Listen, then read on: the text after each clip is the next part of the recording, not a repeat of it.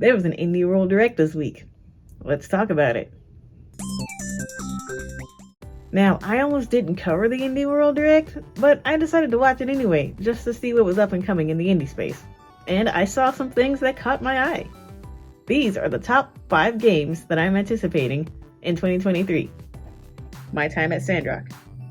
The long-awaited sequel to My Time at Portia, My Time at Sandrock takes place in the same post-apocalyptic world, but this time in the desert region of Sandrock. As a young builder, you're tasked with rebuilding the town and preventing economic collapse. Gather resources and build machines to turn your workshop into a production powerhouse. Expect to see this game on Nintendo Switch this summer. Rift of the Necrodancer. Rift of the Necrodancer is the 3rd installment in the Necrodancer series, behind Crypt of the Necrodancer and Cadence of Hyrule. This game takes rhythm games to a whole new level, and it looks like a cross between Guitar Hero, Rhythm Heaven, and Friday Night Funkin'. Set in the modern world, you return as Cadence, who must repair the rifts that have sent her life out of control, using the riffs she shreds from her guitar. With a brand new soundtrack from original Necrodancer composer Danny Baranowski, this game is set to hit Nintendo Switch consoles later this year. Bomb Rush Cyberfunk. I've been looking forward to this game, literally, for years. Though not directly related, Bomb Rush Cyberfunk has been known as the spiritual successor to Jet Set Radio games. We're introduced to Red, a graffiti artist who, by some strange turn of events, lost his head, literally, and instead has an AI robot head. He teams up with street game Bomb Rush crew, and, while dancing, painting, and tricking their way to become the top gang in New Amsterdam, slowly uncover the events of his past. Set to funky fresh beats from Jet Set Radio composer Hideki Naganuma. You can find this game on Nintendo Switch August 18th. Five Nights at Freddy's Security Breach.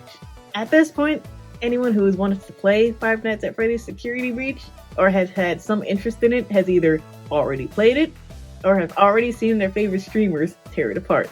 However, that didn't stop them from porting it over to the Switch. For those who don't follow the lore, Five Nights at Freddy's Security Breach takes place inside the Fazbear Mega Pizzaplex after hours, where a boy named Gregory, along with the help of Freddy Fazbear, must survive being hunted by the other sentient animatronics and the night guard Vanessa, who may have a secret of her own. If you want to take a bite out of this reimagined take on an 80s-inspired survival horror game, it's available right now on the Nintendo Switch eShop. Escape Academy, the Complete Edition. If you like puzzle games and escape rooms, then this next one might be right up your alley. And maybe you've even played it before. Escape Academy is a reimagined take on the classic escape room genre, but this time you're trained under an elite faculty of experts to become the ultimate escapist. You can play alone or co-op, and since this is the Complete Edition, all the DLC and new content comes released with the game. It all unlocks on Nintendo Switch this fall. Little Kitty, Big City. I've seen in Facebook groups and on forums that people have been looking for a Stray type game on Nintendo Switch. And if that's you, this next one may just scratch that itch. In Little Kitty Big City, you're a cat lost in the city, and you have to find your way home. Of course, there's no hurry, so why not take your time to explore and do cat things? This game doesn't seem to take itself nearly as seriously as Stray, and it feels more like Untitled Goose Game, but with a cat as the protagonist. Still, watching this trailer made me smile so hard that I just had to put it on my watch list. Be on the lookout for this game to hit Nintendo Switch sometime in 2024. If you watched the Direct, what are you most excited for?